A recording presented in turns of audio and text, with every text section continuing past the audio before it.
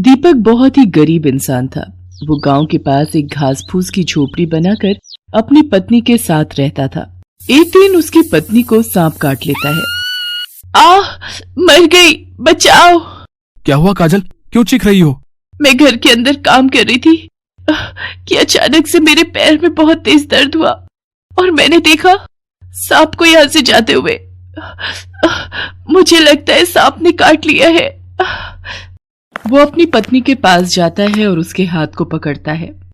उसका सारा शरीर गर्म होने लगा था और वो बेहोश हो गई। दीपक उसके पैर को देखता है। उसे जहर के दांतों के निशान मिल जाते हैं। हे भगवान, अब क्या होगा? मेरी काजल को मुझसे मत छीन।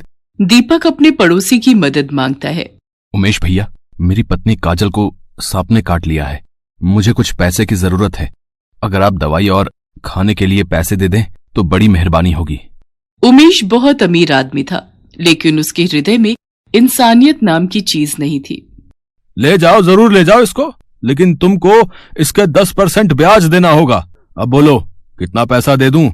जितना चाहो उतना ले जाओ, लेकिन याद रखना 10% से बिल्कुल कम नहीं होगा ब्याज मेरा। हाँ ठीक है, मैं ब्याज देने के लिए तैयार हूँ। मुझे बस आप इतने पैसे दे दीजिए जितने में जहर की दवाई और हम दोनों के लिए खाने के लिए सामान आ जाए। उमेश उसे पैसे दे देता है। दीपक पैसे लेकर शहर जाता है। भाई साहब, जल्दी से मुझे जहर की दवाई दे दीजिए, मेरी पत्नी को सांप ने काट लिया है। धीरज रखिए भाई साहब, धीरज रखिए, आपको दवा मिल जाएगी। आपकी पत्नी को कुछ नहीं होगा। ये लीजिए दवाई, खाने के बाद अपनी पत्नी को ये दवा खिला देना। और तभी पीछे से एक गाय आती है। दीपक के पैरों पर अपना कान सहराने लगती है। दीपक उसकी ओर देखता है तो उस गाय की आंखों में आंसू थे। अरे भैया, ये गाय क्यों रो रही है? क्या बताऊं भैया, इस बेचारी गैया का बच्चा अभी अभी पैदा हुआ है और वो सांस नहीं ले रहा। उसे दवाई की जरूरत है। क्या वो दवाई आपके पास नहीं है? मेरे पास दवाई है भैया, लेकिन वो दवाई बहुत महंगी है। मैं इस गाय के बछड़े को ऐसे नहीं दे सकता। अरे भाई, मानवता नाम की भी कोई चीज होती है। ये बछड़ा गाय की अमानत है। ये बेचारे बोल नहीं सकते, लेकिन फिर भी ये जानती है। लेकिन इस बछड़े की जान इस जगह पर बचा ली जा सकती है। भैया, आप अपनी दवाई लीजिए और यहाँ से चले जाइए। मैं इस गाय को मुफ्त में दवाई नहीं दे सकता, मेरा बहुत घाटा हो जाएगा। ऐसे कितने ही जानवर दवाइयों के लिए तरसते रहते हैं। अगर सभी को मैं ऐसे ही दवा खिलाता रहा तो मैं कंगाल हो जाऊंगा। दीपक उस गाय की ओर देखता है। उसकी आंखों में अभी भी आंसू थे। दीपक अपने बाकी बचे हुए पैसों को देखता है। उसने अपनी पत्नी के खाने के लिए उधार मांगे थे। क्या इतने पैसों में इस बछड़े की दवाई आ सकती है? हाँ भैया, आ सकती है, लेकिन ये गाय तो आपकी नहीं है। फिर आप इस गाय के लिए अपने पैसों से ये दवाई क्यों खरीद रहे हैं? क्योंकि मेरे लिए जान से कीमती कुछ नहीं है भैया, फिर चाहे वो इंसान की हो या जानवर की। अब आप जल्दी से दवाई दे दो। दीपक दुकानदार से दवाई लेकर उस गाय के बछड़े को खिला देता है और 1 घंटा उस बच्चे को सहराता रहता है। बछड़ा खड़ा हो जाता है और अपनी माँ के पास जाकर दूध पीने लगता है। दीपक खुश हो जाता है और फिर दवाई लेकर वापस अपने गांव चला जाता है। ये लो काजल, दवाई खा लो। दीपक की पत्नी की हालत बहुत नाजुक थी। वो धीरे धीरे अपनी आंखें खोलती है। हाँ, लेकिन मैंने सुबह से कुछ नहीं खाया है। कहीं दवाई नुकसान कर गई तो? मैंने जो पैसे खाने के लिए लिए थे वो तो खर्च हो गए। काजल रुको, मैं अभी कुछ पैसे और उमेश भाई से उधार लेकर आता हूँ। दीपक अपने घर के दरवाजे से बाहर निकलता है और 3 गाय देखता है, जिनके साथ वही छोटा सा बछड़ा होता है। बछड़ा दौड़कर दीपक के हाथ चाटने लगता है। दीपक फिर से दुलार करता है और उसे कहता है, तुम मेरे पीछे पीछे कहाँ चले आए? मैं दिल का अमीर इंसान हूँ। मैंने तुम्हारी जान इंसानियत के नाते बचाई थी। मैं तुम लोगों का पालन पोषण नहीं कर सकता। तभी बछड़ा जाता है और अपनी माँ के थन से दूध पीने लगता है और दीपक को अपनी पूंछ से इशारा करता है। दीपक समझ जाता है और घर के अंदर जाकर एक बर्तन लाता है और फिर दूध निकालने लगता है। उसी दूध को उबालकर अपनी पत्नी को पिला देता है और दवा दे देता है। काजल ठीक हो जाती है। आपने इन गायों को क्यों पाल लिया? हमारे पास इन्हें खिलाने के लिए कुछ भी नहीं है। हम दूसरों से उधार मांगकर अपना जीवन चला रहे हैं। इन बेचारों की देखभाल कैसे करेंगे? तभी काजल अंदर जाती है और देखती है कि जिस बर्तन में दूध उबाला था वो सोने का बन गया था। अजी, सुनते हो? जल्दी यहाँ आओ। ये देखो, आपने जिस बर्तन में दूध रखा था अब वो सोने का बन चुका है। दीपक दौड़ता हुआ जाता है और उसे अपनी आंखों पर विश्वास नहीं होता। अरे, ये बर्तन तो सच में सोने का बन चुका है। इसका मतलब ये गाय सचमुच कोई चमत्कारी गाय है। दीपक और काजल उसे देखकर बहुत खुश होते हैं और तीनों गायों को प्रणाम करते हैं। इस बर्तन को बेचकर मैं उमेश भैया का सारा कर्जा उतार दूंगा। दीपक वो बर्तन ले जाता है और अपना सारा कर्जा उतार देता है। अरे दीपक, तुमने तो पैसे इतनी जल्दी लौटा कर दे दिए, आखिर क्या राज है? अरे भैया, भगवान की मेहरबानी है, बस इतना ही समझ लीजिए। अरे मैंने तो सोचा था भाई कि तुम पैसे ले जा रहे हो तो मेरा थोड़ा ब्याज ही बढ़ जाएगा। अब तुमने इतनी जल्दी मेरा उधार चुका दिया, मेरा तो कोई फायदा ही नहीं हुआ। चलो कोई बात नहीं, मैं अपना नुकसान सहन कर लेता हूँ, आखिर हूँ तो बड़े दिल वाला ना। दीपक वहां से चला जाता है। उमेश को थोड़ा शक होता है। कुछ दिन बाद बहुत भयंकर पानी गिरता है और दीपक की झोपड़ी पानी के कारण पूरी बर्बाद हो जाती है। दीपक और काजल रोने लगते हैं। हे भगवान, ये तेरा कैसा न्याय है? हम गरीबों से तू किस जन्म का बदला ले रहा है? हे राम, इतना नुकसान तो हम इस 2-4 सोने के बर्तनों को बेचकर भी नहीं भर सकते। तभी गाय उसके पास आती है और गोबर कर देती है। उसके गोबर में काजल को कुछ चमकता हुआ दिखाई देता है। वो उसे उठाती है और देखती है, उसमें 2 सोने के सिक्के थे। काजल और दीपक दूसरी गायों को भी प्रणाम करते हैं और कहते हैं, आप धन्य हो गौ माता। दीपक और काजल अब एक पक्का मकान बनाकर उसमें रहने लगते हैं। उमेश अब ये देखकर जल भुन जाता है और वो अपने गुप्तचर भेजकर दीपक की सफलता का राज जानने की कोशिश करता है। मालिक, मैंने देखा है दीपक के पास 3 गाय हैं, जिनमें से एक गाय दूध देती है। अगले दिन वो बर्तन सोने का बन जाता है और एक गाय जब गोबर करती है तो उसमें से सोने के सिक्के निकलते हैं। उसी की बदौलत दीपक इतना तरक्की कर गया है मालिक। हाँ, अच्छा ऐसी बात है, चलो तो उसकी उन 2 गायों को चुरा लेते हैं। एक रात उमेश चुपके से जाता है, दीपक की गायों को चुरा लेता है और पुलिस में कंप्लेन कर देता है कि दीपक ने उसके पैसे चुराए हैं और उसी से अपना मकान बनाया है। सच सच बता दीपक, तेरे पास घर बनाने के लिए पैसे कहाँ से आए? मैं तो आपको बताऊं साहब तो आप विश्वास नहीं कर पाएंगे। मेरे पास 3 गाय थी, जिनमें से 2 जादुई थी। उनमें से जब एक गाय दूध देती थी, तब जिस बर्तन में वो दूध निकलता था, सुबह तक वो बर्तन सोने का हो जाता था। और जब दूसरी गाय गोबर करती थी तो उसके गोबर में से सोने के सिक्के निकलते थे। लेकिन मेरी इतनी फूटी किस्मत थी, उन दोनों गायों को किसी ने चोरी कर लिया और अब मेरे पास ये साबित करने के लिए कुछ नहीं है कि मेरे पास जादुई गाय थी और मैंने उमेश की चोरी नहीं की। ये सब बकवास मुझे नहीं बताओ दीपक, तुम्हें पुलिस थाने चलना होगा। तुम्हारे पास बताने के लिए कोई भी ऐसी बात नहीं है जिस पर पुलिस विश्वास कर सके। काजल बची हुई गाय के पास जाती है और रोने लगती है। ये गौ माता, आपके साथ जो 2 गाय थी, उन माता ने तो अपना चमत्कार दिखाकर हमारी बिगड़ी बना दी।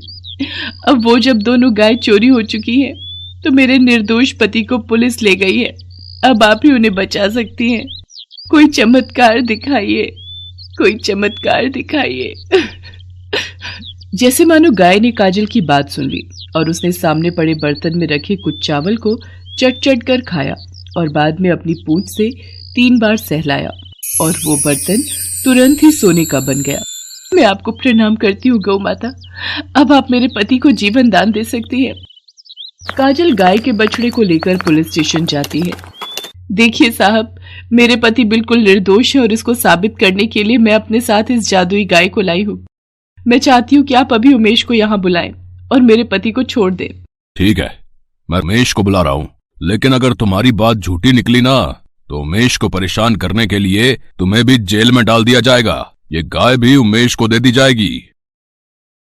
उमेश अपने साथ एक फलों की टोकरी लाता है। उमेश, तुम्हें यहाँ पर बुलाया गया है क्योंकि काजल कह रही है कि उसका पति बेगुनाह है और उसके पास वो जादुई गाय है जिसने उन लोगों को मालामाल किया है। आजमा कर देख लीजिए। तभी काजल की गाय उमेश की टोकरी में से फल खाने लगती है। अरे दोस्त जानवर, ये तेरे खाने के लिए नहीं है, इंस्पेक्टर साहब के लिए लाया था। हट हट। गाय उसके फलों की टोकरी में से 2-4 फल खाकर चाटने लगती है और 3 बार अपनी पूंछ मारती है और देखते ही देखते वो टोकरी सोने की बन जाती है। ये देखकर अचानक ही उमेश के मुंह से निकल जाता है, अरे अरे, ये गाय तो उन 2 गायों से भी जल्दी सोना बनाकर देती है। सुना आपने इंस्पेक्टर साहब, मैंने आपको बोला था ना हमारी 2 गाय चोरी हो गई है। और उमेश ये कह रहा है कि उसे इन गायों के बारे में जानकारी है। हो ना हो इसी ने हमारी गायों को चुराया है। हम अभी जाकर देखते हैं क्या माजरा है। अगर उमेश तुम्हारे घर में दीपक की गाय मिल गई तो तुम्हें जेल जाने से कोई नहीं रोक सकता। मुझे माफ कर दीजिए इंस्पेक्टर साहब, दीपक को इतनी जल्दी इतना माला माल होते देख मेरे मन में लालच आ गया था। मैंने ही गायों को चोरी किया है, मुझे माफ कर दीजिए। माफी तो नहीं मिल सकती, तुमने इस बेचारे इंसान को झूठे आरोप में जेल पहुंचाया है। पुलिस वाला उमेश को अंदर डाल देता है और दीपक को बाहर निकाल देता है।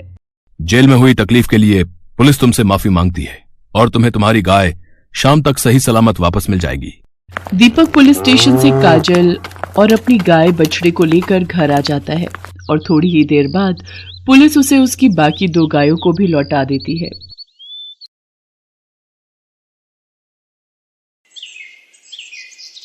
पूनम बनारस शहर में अपने पति मनोज और सास के साथ रहती थी। पूनम का पति जिस फैक्ट्री में नौकरी करता था वो बंद हो गई थी, जिसकी वजह से मनोज के पास अब कोई काम नहीं था। एक दिन पूनम ने मनोज से कहा, सुनो जी, क्यों ना हम अपना ही कोई काम शुरू करें। आपको तो पता ही है कि मैं अच्छा खाना बना लेती हूँ और मैंने सुना है आजकल ढाबे और होटल का काम बहुत चल रहा है और हमारे इस एरिया में कोई ढाबा नहीं है। हम अपना ढाबा खोल लेते हैं। पूनम तुम्हें पता है हमारे पास अभी इतने पैसे नहीं है कि हम कोई काम शुरू कर सकें और ढाबे पर लगाने के लिए हमें पैसे चाहिए। हमें सब कुछ देखना पड़ेगा और जब ग्राहक हमारे खाने को पसंद करेंगे उसके बाद ही हमारी कमाई शुरू होगी। पैसों की चिंता आप मत करो। शादी के बाद माँ ने मुझे जो सोने की चेन और अंगूठी दी थी, हम उसे बेचकर पैसे इकट्ठे कर लेंगे। पर इस तरह मैं आपको मायूस बैठा नहीं देख सकती। मैंने आपसे शादी की है तो आपका हर दुख सुख में साथ निभाना मेरा कर्तव्य है। माँ अन्नपूर्णा का नाम लेकर हम अपना ढाबा शुरू करते हैं। देवी मैया हमें अपने आप इस काम में सफलता देंगी। तुम्हारे जैसी बहू पाकर हम धन्य हो गए पूनम। तुम इस परिवार के लिए कितना अच्छा सोचती हो। देखा, अब माँ जी भी हमारे साथ हैं। हम तीनों मिलकर ढाबे पर खूब मेहनत करेंगे। पूनम की हिम्मत देखकर मनोज को भी हिम्मत मिलती है और कुछ दिनों में पूनम, मनोज और अपनी सास के साथ मिलकर अन्नपूर्णा ढाबा नाम से एक ढाबा खोल लेती है। माँ अन्नपूर्णा, ये पहला भोग आपके लिए। आज आपकी कृपा से हमने ये नया ढाबा खोल लिया है। अपनी कृपा हमेशा हम पर बनाए रखना माँ। खाना तो बहुत ही स्वादिष्ट है? वाकई में इस ढाबे का खाना बहुत ही स्वादिष्ट है भाई, वाह। पूनम का अन्नपूर्णा ढाबा चल पड़ता है और ग्राहकों की भीड़ लगनी शुरू हो जाती है। पूनम, मनोज और उसकी सास तीनों मिलकर खूब मेहनत करते थे। सुबह से लेकर रात तक वो लोग ढाबे पर खाना बनाकर ग्राहकों को देते थे। ढाबे की बढ़ती बिक्री देखकर पूनम और मनोज दोनों बहुत खुश थे। पूनम, आज तुम्हारी हिम्मत की वजह से हमने ये ढाबे का काम शुरू करा तो आज चल गया। अब हमारी अच्छी बिक्री हो रही है। मेरा मन है कि तुमने मुझे जो सोने की चेन और अंगूठी बेचने के लिए दिए थे, मैं धीरे धीरे पैसे जोड़कर तुम्हारे लिए एक सोने की नई चेन, अंगूठी और कानों की बालियां भी बनाऊं।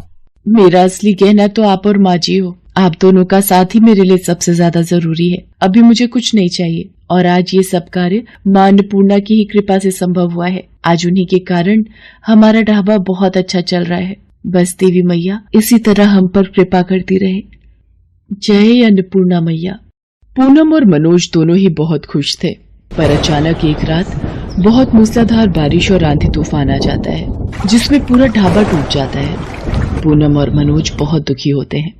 उन्होंने बहुत मेहनत से ढाबा बनाया था, पर बारिश, आंधी तूफान में सारा ढाबा टूट गया और जगह जगह पानी भर गया। पूनम ढाबे को ठीक करने की कोशिश करती है। वो फूट फूट कर रोने लगती है और माँ अन्नपूर्णा को याद करती है। अन्नपूर्णा मैया, मैंने आपका नाम लेकर ये ढाबा खोला था, पर हमारा ढाबा टूट गया, सारा काम खत्म हो गया, सब मेहनत बेकार हो गई। मेरी मदद करो माँ, मेरी मदद करो। नारायण नारायण। माँ, आपकी भक्त पूनम बहुत दुखी है, उसकी सहायता कीजिए देवी माँ। देवर्षि नारद, मैं जानती हूँ पूनम का विश्वास मेरे से जुड़ा है। पूनम ने सच्चे हृदय से मुझे पुकारा है। मैं उसकी सहायता करने अवश्य जाऊंगी। आपकी लीला अपरंपार है देवी मैया। जय अन्नपूर्णा माता की। पूनम की प्रार्थना को सुनकर देवी अन्नपूर्णा उसकी मदद के लिए एक बूढ़ी औरत का रूप धरकर उसके पास आती है। बेटी, बहुत भूख लगी है, तुम्हारे ढाबे से कुछ खाने को मिलेगा? माँ, कल रात आंधी तूफान और बारिश में हमारा पूरा ढाबा टूट गया। अभी तो सब जगह पानी भरा हुआ है, चूल्हा गीला है, उसमें पानी भरा हुआ है, वो भी नहीं जल पाएगा। मैं आपको क्या खिलाऊं माँ? मेरे पास कुछ लकड़ियाँ हैं, इन्हें चूल्हे में डाल दो, ये लकड़ियाँ जरूर जल जाएंगी, फिर तुम इस पर खाना बना सकती हो। अगर ऐसा है तो मैं आपको भूखा नहीं जाने दूंगी। आप मुझे लकड़ियाँ दे दो, मैं चूल्हा जलाने की कोशिश करती हूँ। बूढ़ी औरत के द्वारा दी हुई लकड़ियों से चूल्हा जल जाता है। जिस चूल्हे में पानी भरा हुआ था वो बूढ़ी औरत की दी हुई लकड़ियों से जल पड़ता है। ये देखकर पूनम, मनोज और उसकी सास हैरान रह जाते हैं। पूनम गरम गरम खाना बनाकर उस बूढ़ी औरत को खिलाती है। मैं तुम्हारी सहनशीलता और सेवा से बहुत प्रसन्न हूँ। तुमने इतनी कठिनाई के पलों में भी मेरे लिए समय निकाला, ये देखकर मैं बहुत खुश हूँ। और फिर बूढ़ी औरत माँ अन्नपूर्णा के रूप में आ जाती है। पूनम, अब ये चूल्हा हमेशा जलता रहेगा, इस पर जितना भी भोजन बनाओगी उसका दुगना हो जाएगा और तुम्हारे ढाबे पर हमेशा ग्राहकों की भीड़ लगी रहेगी। जो भूखों को भोजन खिलाता है उन पर मेरी कृपा हमेशा बनी रहती है। मेरा आशीर्वाद सदैव तुम्हारे साथ है। अब तुम्हें कभी कोई दुख नहीं होगा। हे देवी मैया, आज आपके दर्शनों को पाकर मैं धन्य हो गई। और फिर माँ अन्नपूर्णा के आशीर्वाद से पूनम ढाबे को फिर से शुरू करती है। उसके जीवन की सारी परेशानियां दूर हो जाती हैं।